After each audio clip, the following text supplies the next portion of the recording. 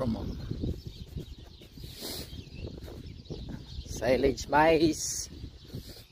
So magpipit out na tayo mga sir. Ito yung pinaka old tractor dito sa farm. Which is 40 years na ata to, 50. So gumagana pa rin. Wow! Operating system niya. So pipit out natin yung laman yan. Check natin, baka mamaya walang laman. Ano tayo kan?